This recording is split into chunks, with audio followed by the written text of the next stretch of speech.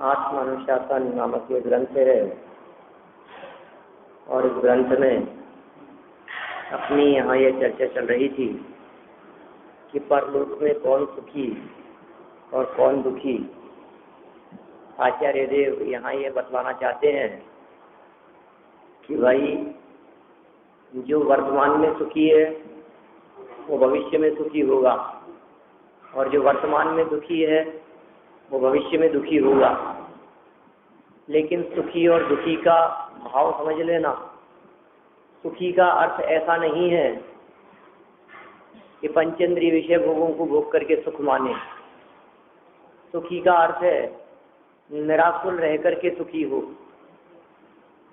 माने सुखी और दुखीपन की जो व्याख्या है वो व्याख्या आध्यात्मिक दृष्टिकोण से है।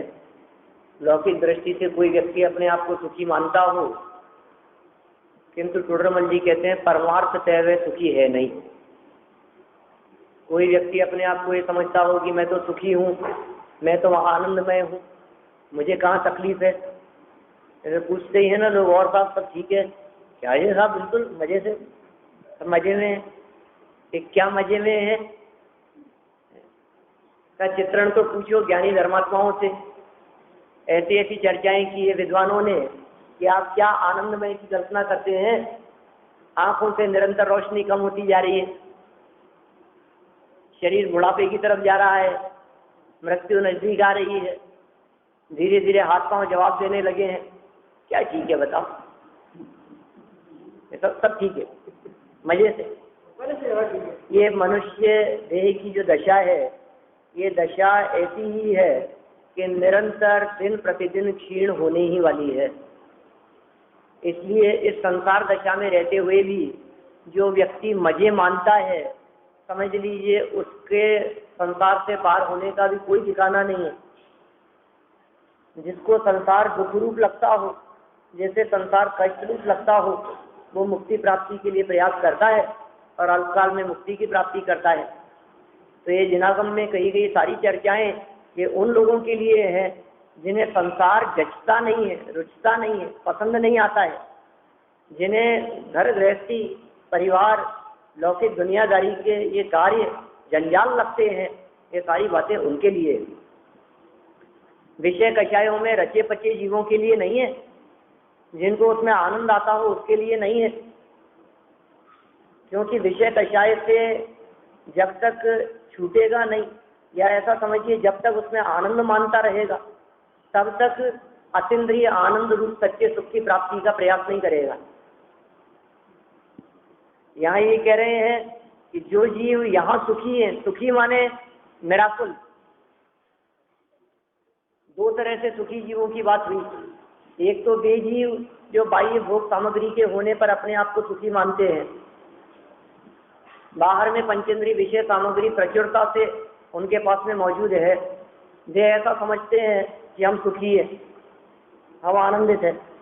उनकी यहाँ बात नहीं है। ऐसे जीव तो भविष्य में दुख प्राप्त करेंगे, किंतु जो जीव अनुकूल और प्रतिकूल प्रत्येक परिस्थिति में सहज रहना जानते हैं, जिनके अंदर में सहज रहने की कला आ गई है, परिस्थितियां कैसी भी हो, चाहे अनुकूल हो चाहे प्रतिकूल हो, प्रत्येक परिस्थिति में जो व्यक्ति सहज रहना जानते हैं, निराकुल रहना जानते हैं, जिनके अंदर में आकुलता नहीं है, वे जीव भविष्य में भी निराकुलता रूप सच्चे सुख की प्राप्ति करते हैं।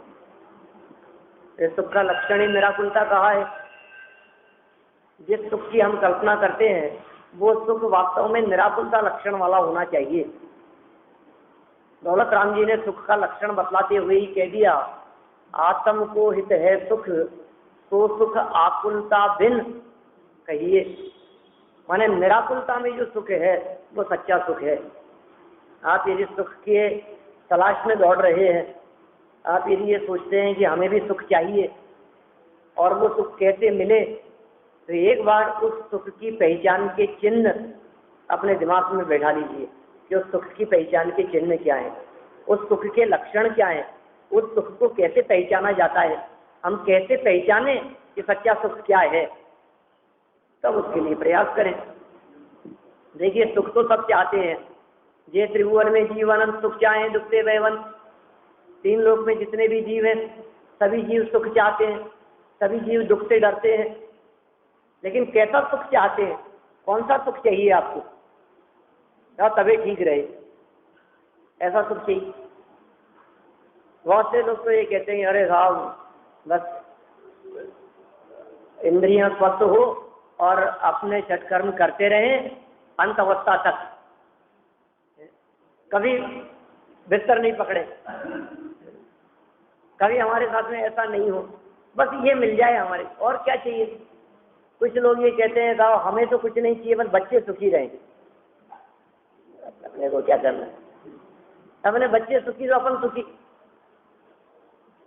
अनेक प्रकार की सुख की व्याख्याएं और कल्पनाएं ये जगत के जीव किया करते हैं, लेकिन वस्तु स्थिति यह है कि जिस चीज में आप सुख समझ रहे हैं वो सुख पूर्णतः निराकुल है या नहीं है, एक बार ये गहराई से विचार कर लेना। यदि जिस सुख की आप कल्पना कर रहे हैं उसमें आकुलता है तो इसका मतलब है कि आपने अभी सुख का सच्चा लक्षण ही नहीं पहचाना। सुख का ऐसा लक्षण कहा गया है कि जहां निराकुलता हो। संसार दशा में रहते हुए किसी भी कार्य को करें, उस कार्य को करते समय होने वाली आकुलता इस बात को दिखाती है कि ये सुख रूप कार्य नहीं है। अरे लड्डू खाने की भी यदि आकुलता है, समझ लो आप, यदि ऑफिस में बैठा है, दुकान पर बैठा है और मालूम चल गया कि मनपसंद मिठाई बनी है घर पर, तो आधा घंटा पहले उठ करके चला जाता है। और थाली न लगी हो और कितनी देर लगेगी, क्या लाओ भाई अब तो। माने अंदर में जो चलने वाली आकुलता है वह आकुलता इस बात को दिखाती है कि इस विषय के सेवन में सुख नहीं है, इसमें आनंद नहीं है। आकुलता है ना, पंचेंद्रिय विषय सुखों में आनंद नहीं है।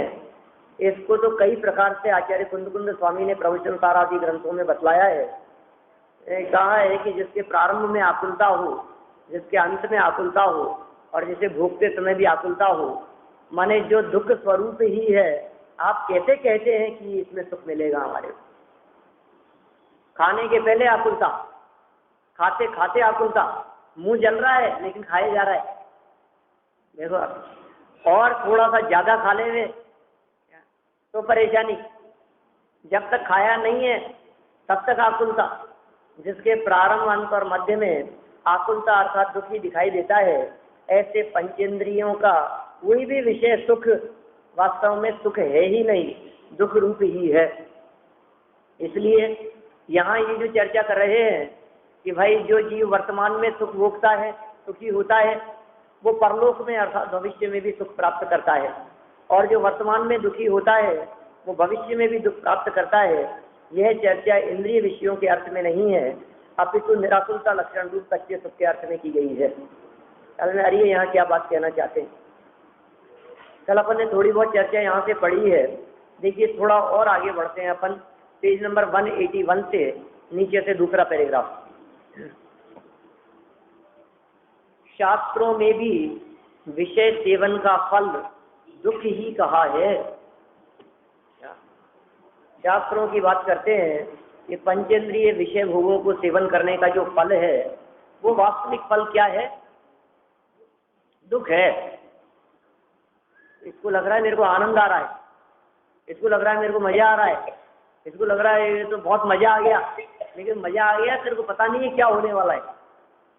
चोरी करने वाला चोर है, वो ये देखता है कि अरे ये चीज मैंने उठा ली, इसकी मजा आ गया, लेकिन पता नहीं है कि अभी डंडे पड़ने वाले, अभी पुलिस पकड़ने वाली है, अभी सजा मिलने वाली है।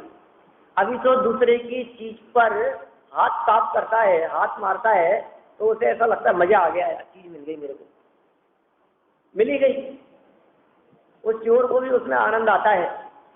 वो तो हमारे को चोर दिखाई देता है जो व्यक्ति दूसरे के धन का हरण करता है, लेकिन ये मिथ्या दृष्टि अज्ञानी जीव जिसकी दृष्टि सदा ही पर पदार्थों पर रहती है, क्या ये चोर नहीं है, क्या ये लुटेरा नहीं है?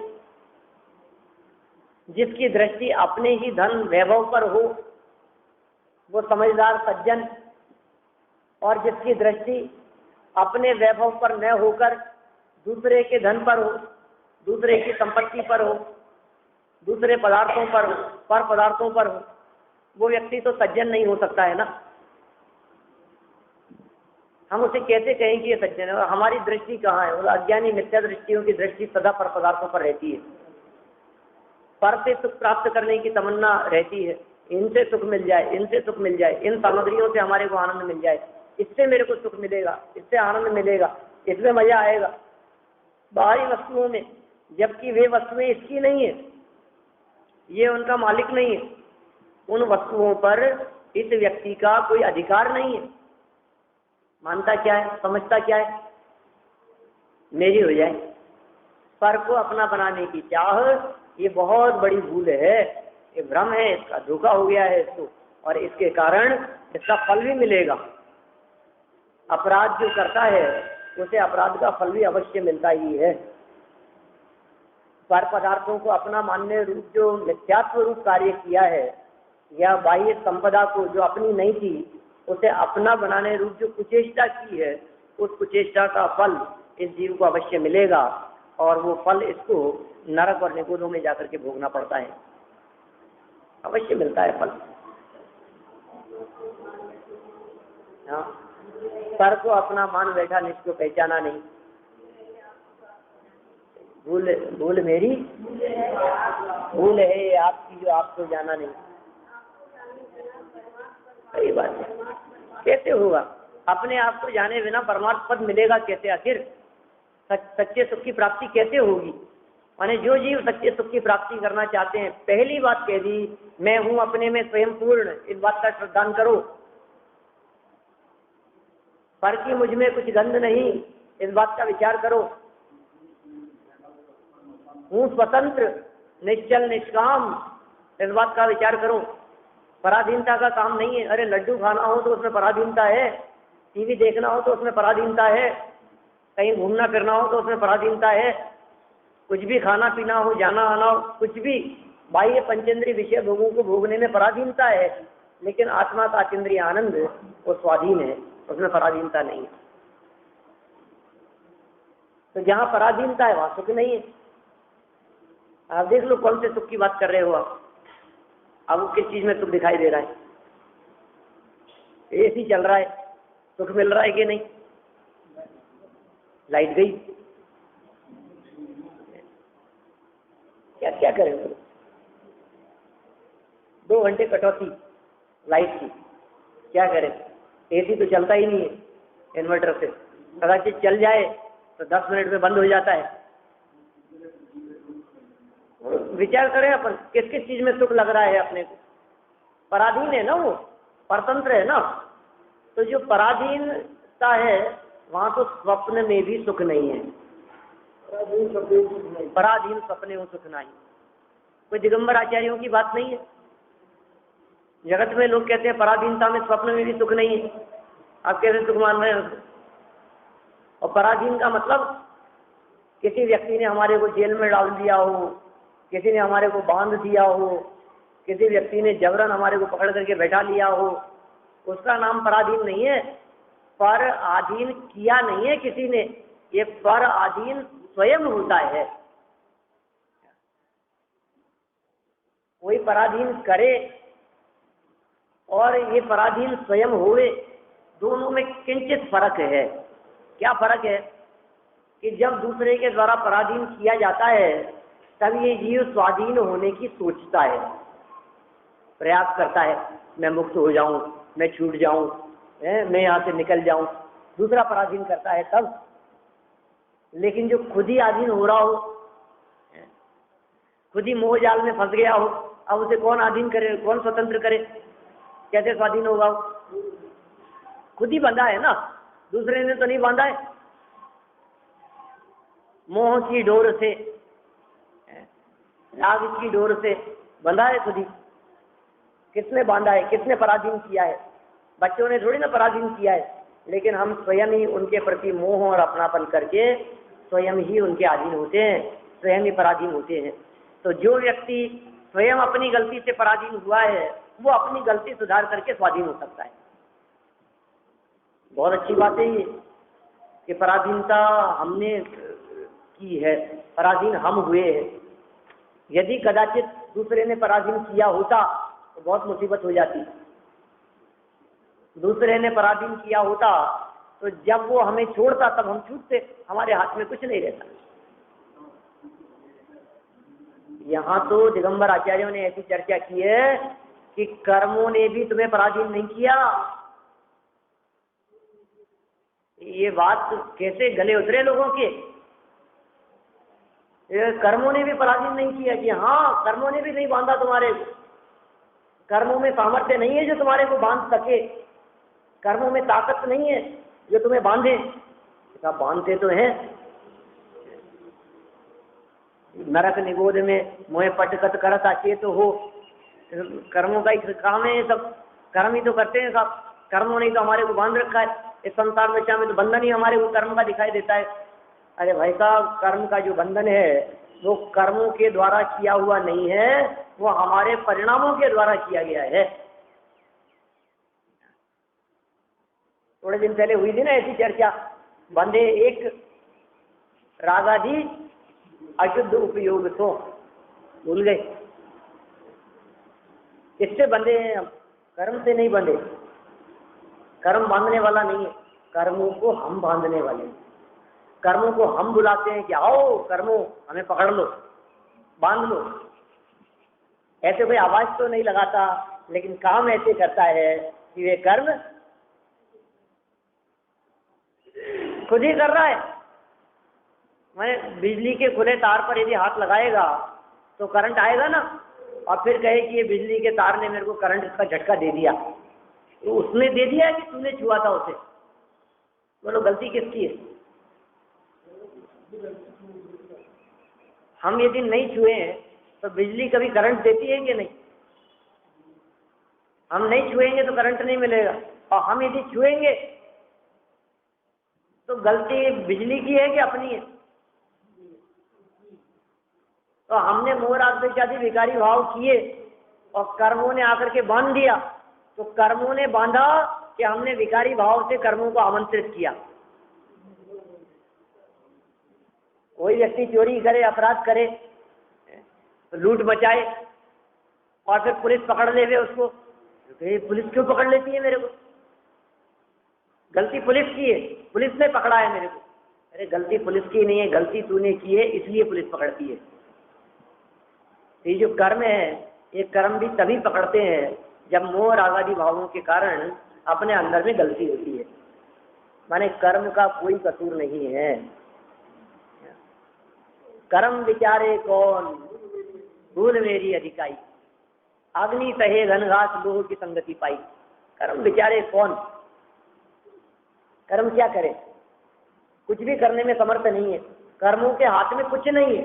कर्म इतने परतंत्र हैं, इतने पराधीन हैं कि ये जीव परिणाम करता है और मजबूरी में आकर कर्मों को बंधना पड़ता है। इतनी पराधीनता है, मजबूरी में आकर के बंधना पड़ता है। और फिर ये जीव अपने परिणाम बदल लेता है तो कर्मों को संक्रमित होना पड़ता है। फिर इस जीव के परिणामों में उतार चढ़ाव होता है तो कर्मों को उत्कर्षण अपकर्षण करना पड़ता है। आप देखो जरा प्रैक्टिकल स्थिति क्या है, क्या करें बेचारे। उनको स्वतंत्रता नहीं है।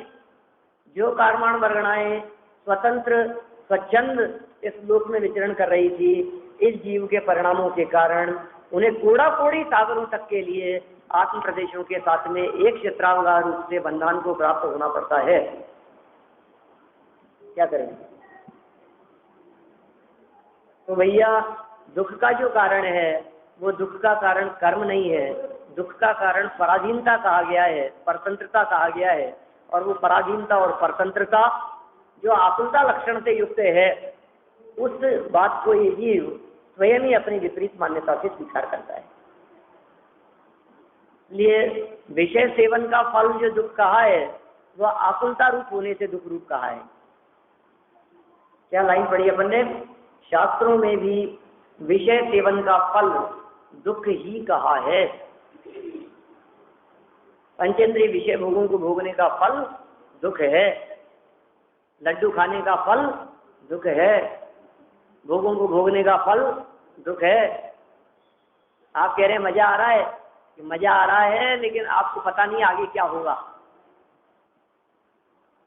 ये आयुर्वेद का ऐसा नियम ही समझिए एक प्रकार से, कि जो जो चीज स्वाद में अच्छी लगती है वो स्वास्थ्य के लिए हानिकारक होती है, जो जीभ को अच्छी लगती है वो पेट के लिए हानिकारक होती है, स्वास्थ्य के लिए हानिकारक होती है। और जो जीभ को अच्छी नहीं लगती, जिसका स्वाद अच्छा नहीं लगता, वो स्वास्थ्य के लिए फायदेमंद होती है। करेले का रस, लौकी का जूस, दाना मेथी, स्वाद विहीन, स्वाद ही नहीं, नीरस दिखे। आप देखो प्राकृतिक चिकित्सालय में चले जाओ आप, तो वहां आपको ऐसी चीजें खिलाएंगे क्या, नीरस, बिना घी तेल मसाले का भोजन, बिना नमक का, न मालूम कैसा आप खाते ही आपको ऐसा लगे कि ऐसा लगता है मरीजों का खाना, उबली हुई सब्जी। वो मरीजों का नहीं है, वो स्वास्थ्यवर्धक है।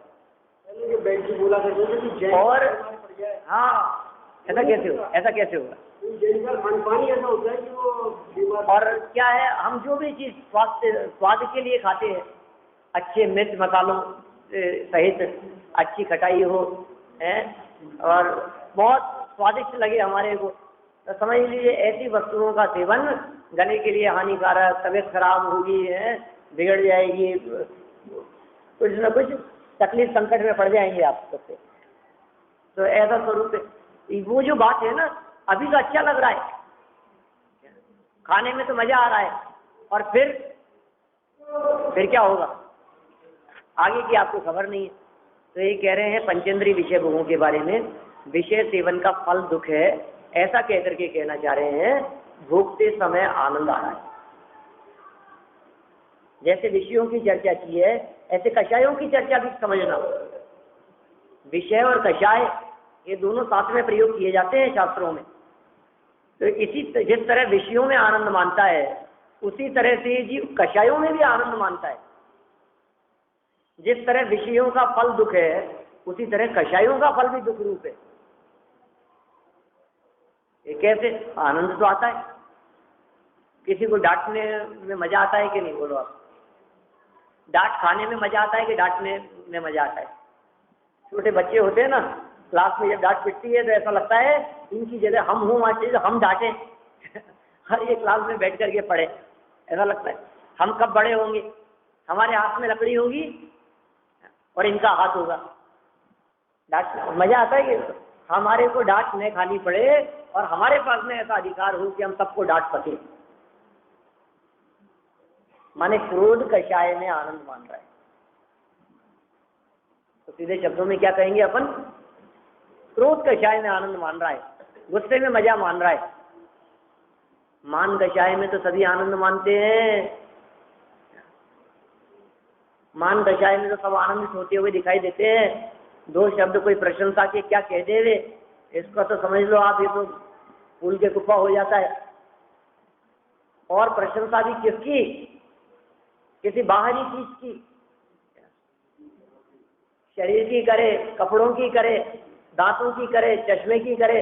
आपका चश्मा तो बहुत अच्छा लग रहा है और वाह तो मजा आ गया। किसकी प्रशंसा? तेरी के चश्मे की प्रशंसा, चश्मे की। जिसकी प्रशंसा की गई उसको तो कोई फर्क ही नहीं पड़ा, वो तो खुशी नहीं हुआ। बोलो, और ये भूलता है बिना मतलब। आपकी शर्ट तो बहुत अच्छी लग रही है, आपके दांत तो मोतियों जैसे चमक रहे हैं, आपकी मूंछें तो साहब क्या कहना, क्या तो लगता है किसकी प्रशंसा की गई? आज है और कल नहीं है। तो आसान काम नहीं है संभाल करके रखना। कैसे जो रखते हैं वही जानते हैं कि कितना मेंटेन करना पड़ता है। तो वास्तव में अपने को जो लग रहा है कि इसमें सुख है, या समझिए आप कषायों में सुख है, मान में सुख है, ये बहुत बड़ा भ्रम है। ध्यानत राय जी तो यहाँ तक कहते हैं मान महाविष रूप कर ही नीच गति जगत में। 10 लक्षण पूजा है, उत्तम मार्ग धर्म का छंद है। मान महाविश्व रूप कर ही नीच गति जगत में। तो आप जानते हैं तो क्या अर्थ है? 2-3 तरह से अर्थ किए जा सकते हैं इन पंक्तियों के, मैंने किए हैं पहले, यद्यपि यहाँ मान महाविश्व रूप, मान जो है ये जहर नहीं है, महाजहर है। क्या मतलब? महाजहर है मतलब मीठा जहर है। ये ऐसा जहर है जिसका सेवन करने में मजा आता है। लोग प्रशंसा कर रहे हैं और अपने को मजा आ रहा है।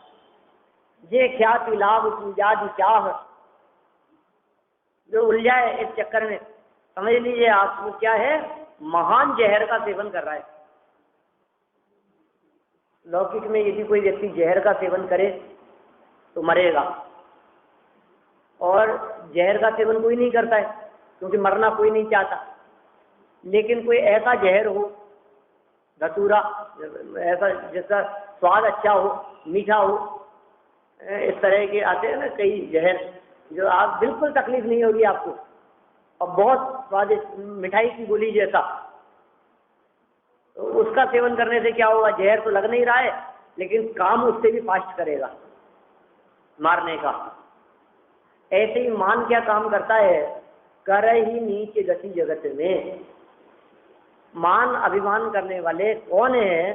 कर ही मान करते हैं नीच गति जगत में। जगत में जो नीच गति वाले लोग होते हैं वो अभिमान करते हैं।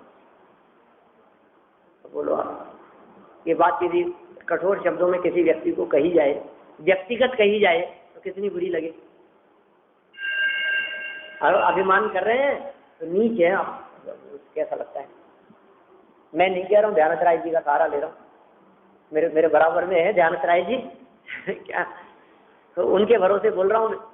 मान महाविश्व रूप कर ही करते हैं कौन?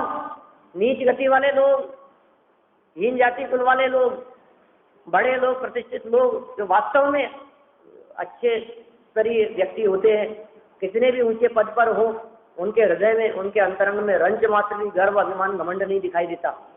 जैसे जैसे ऊपर होते जाते हैं वैसे वैसे उनकी स्वाभाविक सरलता उनके जीवन में दिखाई देती है। और जिनके हृदय में अभिमान दिखाई देता है, समझ लीजिए वो कितने छोटे हैं। वो नीच गति वाले, वो अपने आप को बड़ा समझ रहे हैं लेकिन वास्तव में वो बहुत छोटे हैं। तो एक अर्थ तो ये हुआ कि मान करने वाले लोग उच्च नहीं होते, ही नहीं होते हैं। क्या कभी आपने सिद्ध परमात्मा को मान करते सुना? क्या कभी आपने अरहंत परमात्मा बहुत घमंड करते हैं ये बात सुनी है? क्या कभी आपने सुना है कि मुनिराज तपस्चरण करके उनको बहुत घमंड हो गया? ये वास्तव में उच्च है। क्या कभी आपने सुना है कि चक्रवर्ती 6 खंड को जीत लेने के बाद भी उस 6 खंड को जीत लेने का घमंड था उसके हृदय में? शायद सम्यक दृष्टि, ये वास्तव में उच्च है। 6 खंड की विभूति और इतना वैभव होने के बावजूद भी, 32,000 राजा मुकुटबद्ध आधीन होने के बावजूद भी अभिमान नहीं। और हमारे पास में एक बंगला क्या बना लिया हमने, हमें ऐसे लगता है इधर तो हम थोड़े बाजार सकड़ा, हमारे जैसा कोई दूसरा है ही नहीं। शहर से निकल करके कॉलोनी में क्या चले गए, शहर वालों को तो समझते ही नहीं हो क्या अच्छी जॉब क्या लग गई, बिजनेस क्या करने लग गए, थोड़ा सा बिजनेस में तरक्की क्या कर ली, नौकरी वालों को तो समझते ही नहीं हो। तो ये आपकी उच्चता नहीं है, ये हमारी श्रेष्ठता महानता नहीं है। माने महानता और श्रेष्ठता का आधार अंतरंग सरलता है। मान महाविश्व रूप करे ही, अब इसका दूसरा करे ही माने कर देता है नीच गति जगत में। जो व्यक्ति अभिमान करते हैं, वे व्यक्ति कितना ही गर्व में फूले न कमा रहे हो, लेकिन ये मान उनको नीच गति में ले जाके छोड़ेगा। ऐसा इसका दूसरा करें ही नीच गति जगत में। थोड़े दिन आनंद मान लो आप, लेकिन फल क्या मिलेगा? क्योंकि ये मीठा जहर है। मीठा जहर माने भोगने में अच्छा लग रहा है, लेकिन फल मिलेगा तो आंख से आंसू बहेंगे।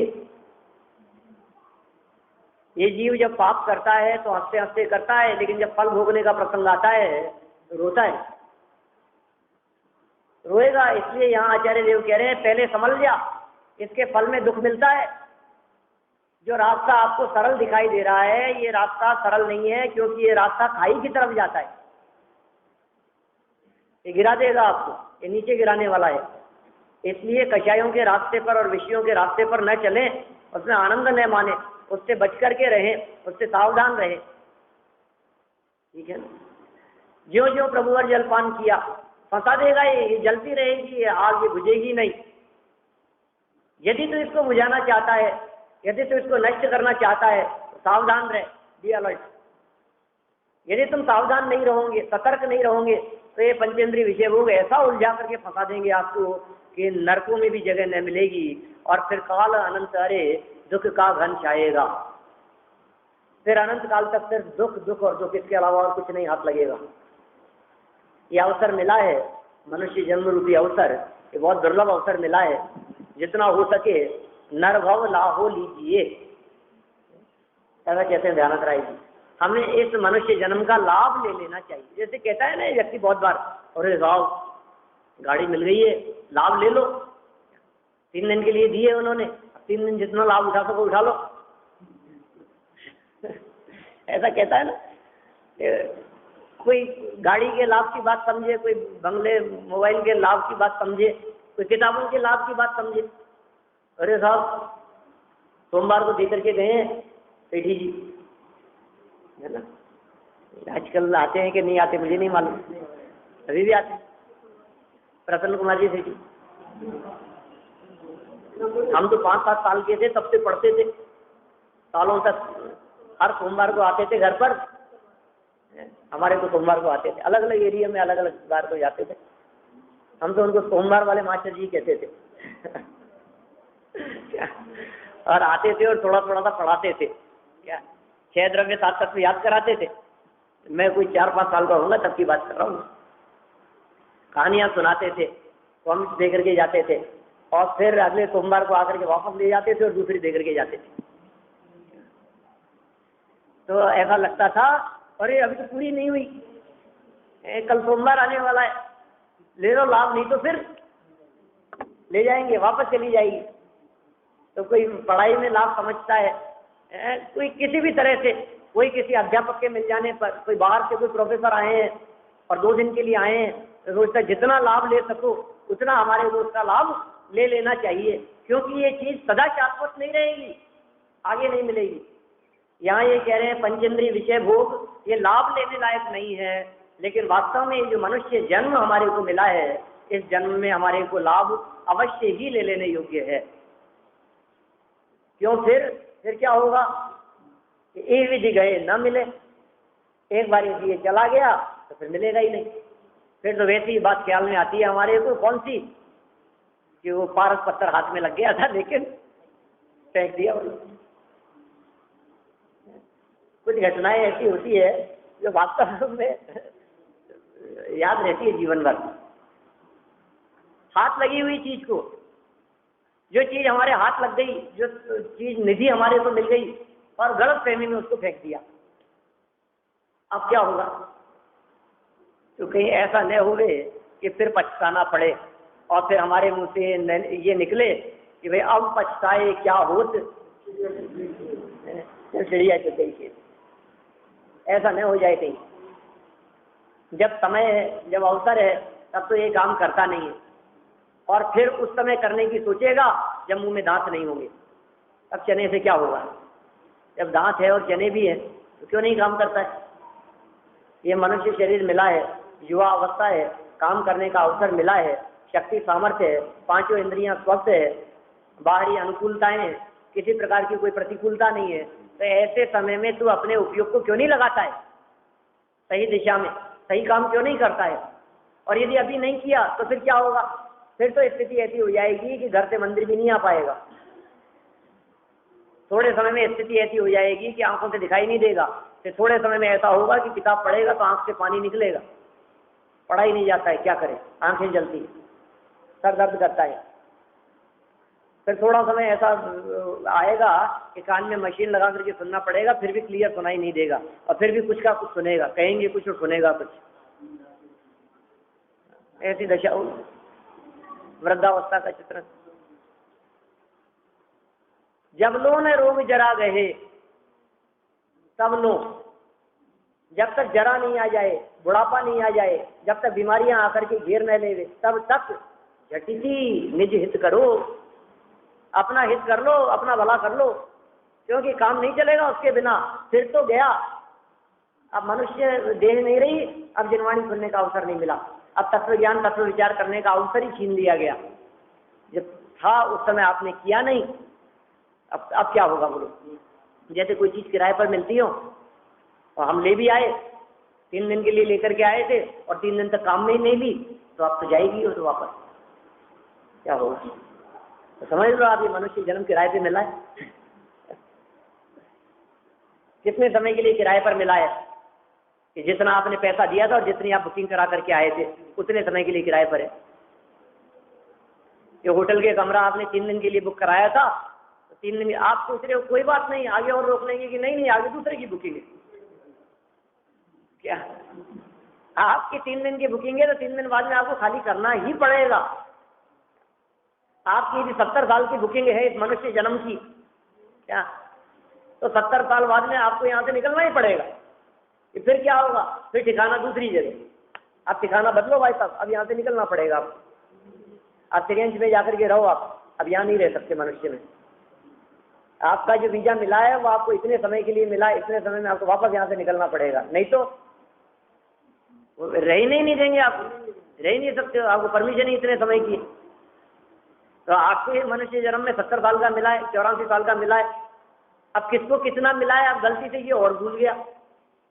अब ये और समस्या है कि हमारे को यहाँ था ये जो परमिट मिला है ना आपको दूसरे स्टेट में गाड़ी ले जाने का, ये कितने समय का मिला है, अब भूल गया गलती से। अब क्या होगा बोलो, अब पनिशमेंट होगा कि नहीं, अब सजा मिलेगी कि नहीं। अब तो समझदारी यही है भूल जाने पर कि एक एक क्षण को बहुमूल्य और कीमती समझकर उसका सदुपयोग कर ले, क्योंकि ये जो मनुष्य जीवन है ये किसी भी समय खत्म हो सकता है। वही बात याद आती है, डीजल कभी भी खत्म हो जाएगा किसी भी मोड़ पर। इसलिए शास्त्रों में जो विषय सेवन को सुखरूप कहा है उसका बहुत गहराई से अपन चिंतन करें और उसको गहराई से हम देखें कि बात तो सच्ची कही है, ये बात हमारे को प्रकट प्रत्यक्ष अनुभव में आती है। तो फिर क्या करें साहब, अनुभव में भी आ रही है तो कि अतः तृष्णा से आकुलता करके विषय सेवन करने का फल दुख ही होता है। क्या इसका जो तृष्णा से आकुलित होकर के जो पंचेंद्रिय विषय भोगों को भोगने का फल है वो दुखी होता है। भोग भूमि के जीवों तथा इंद्राजित को विषय सुख तो बहुत है परंतु वहां तृष्णा थोड़ी है, इसलिए वे कुगतियों में नहीं जाते हैं और रंग आदि को विषय सुख नहीं मिलता परंतु वे तृष्णा से आकुलित होकर नरकादिक में जाते हैं। कोई व्यक्ति ये कहे कि भोग भूमि के जीव विषय सुखों को भोगते हुए भी देवगति में क्यों जाते हैं, इसलिए जाते हैं क्योंकि उनको तृष्णा की कमी है। कुल मिलाकर के जिसको जितनी तृष्णा है उतना उसको दुख है, परेशानियां हैं, तकलीफ है, कष्ट है, और जिसके आकुलता में जितनी कमी है वो व्यक्ति उतना ही वर्तमान में भी सुखी है और भविष्य में भी सुखी होगा। इसलिए हम तो वर्तमान के सुख की बात करते हैं, आप वर्तमान में सुखी रहें और भविष्य में भी सुख प्राप्त करें। जो वर्तमान में सुखी होगा, निराकुल रहेगा, वो भविष्य में भी सुख की प्राप्ति करेगा। वर्तमान में निराकुलता का मार्ग अपनाए, अतीन्द्रिय आनंद का मार्ग अपनाए, अपने स्वरूप को जानने पहचानने का प्रयास करें और अपने निराकुल स्वभाव में मग्न हो जावे तो सदा सदा के लिए जहाँ निराकुलता है ऐसे सिद्ध दशा की प्राप्ति होती है। इस तरह वास्तव में दुर्लभ मनुष्य जन्म को जो हमने धारण किया है उसकी दुर्लभता को जानकर और उसे सार्थक करने के प्रयास हम करें, इसी मंगल भावना से मैं बात को नहीं विराम देता। कल दूसरे आएंगे इसके स्थान, कल से आप लोग लाभ लेंगे बराबर यहाँ, और जो अभी वीरेंद्र जी आए थे बीच में वो आएंगे। हाँ एक ही दिन आए थे बीच में, मैं एक दिन कहाँ बाहर था। कौन राजकुमार कौन आए थे? वीरेंद्र था, वीरेंद्र नाम था। राजेश जी, राजेश जी का तो स्कूल भी खुलेंगे अभी, उनसे भी कह सकते हैं। ठीक है, जैसी भी व्यवस्था हो लेकिन रेगुलर यहाँ चलेगा, आप लोग बराबर लाभ लेवें है ना, नरभव लाभो लीजिए, जितना लाभ ले सके। जो भी बात होगी वो सब अच्छी से अच्छी बात होगी। मैं और कहूँगा कि सरलता से प्रतिपादन होए। ठीक है, टाइम वही सुबह जो रेगुलर अपना टाइम है उसी टाइम। हाँ, बच्चों के स्कूल खुल, आप लोग कर लीजिएगा एडजस्ट जैसा भी हो। अभी तो जो टाइम अपना 8 बजे का है वही टाइम रहेगा, 8 बजे के आसपास आएंगे तो जैसा भी हो। और मैं लौटूंगा, आप तो शिविर के बाद ही यहाँ शुरू करेंगे, मतलब अभी महीना, हाँ नहीं आज ही जा रात को। तो अभी क्या है कि वो महीने भर तक तो चलता रहेगा, फिर उसके बाद में 22 तारीख से शिविर है, अगले महीने 22 से 31। तो 22 से 31 मैं 21 को लौटूंगा वापस। तो 22 से शिविर है और 31 तक शिविर है। तो 1 अगस्त को बैठेंगे असल वापस।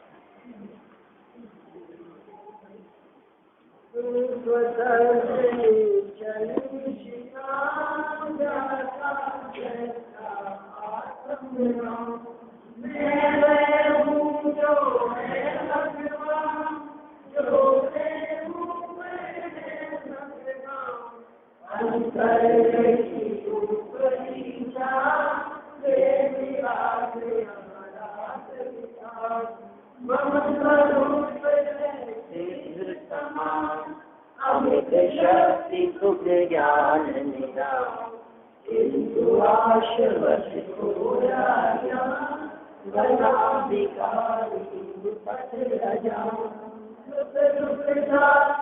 कोई न